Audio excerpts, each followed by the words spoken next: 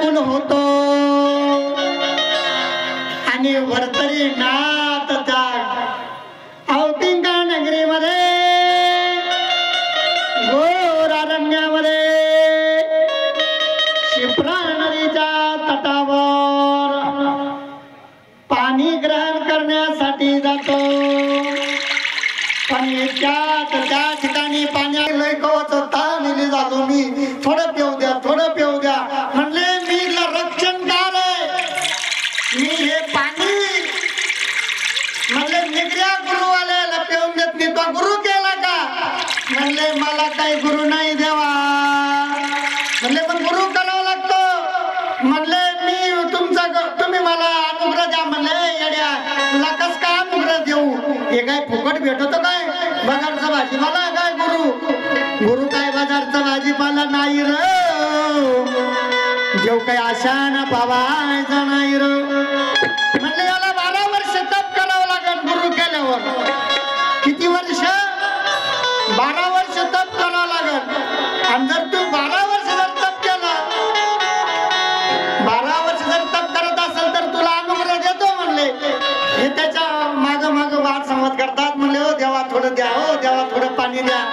मंडळातलं द्या म्हणले लय ताण लागली नाही नदी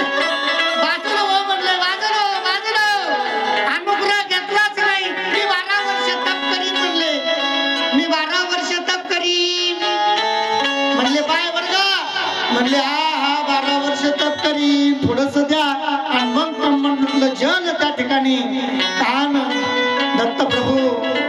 त्या ठिकाणी अगोदर कान फुकून मग त्याला जल ग्रहण त्या ठिकाणी करतात आणि भगवान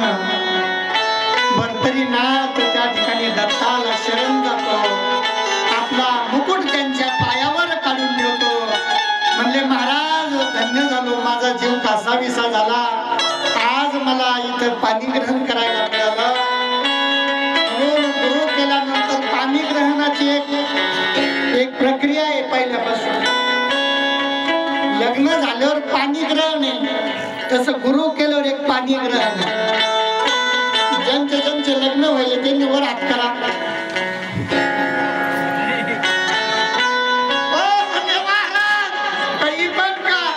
म्हणले हो लग्न झाल्यावर पाणी ग्रहण असते ब्रह्मदेवाच्या हातून दोघा जोडप्याचं पूजन केलं जातं तसं आज म्हणले पाणी घे पण मात्र तुला 12 वर्ष तप करावं लागल आणि इकडं दत्त महाराज जल अर्पण करून त्या ठिकाणी निघून जातात आणि आज भर्तरीनाथाला 12 वर्ष तप करण्याचं सांगितलं परंतु पुढं भर्तरीनाथ जंगलामध्ये फिरत आपल्या अवतिंगाने निघणे निघाला दत्त प्रभू आपल्या स्वस्थानी निघून गेले निरंजन निरंजन निरंजन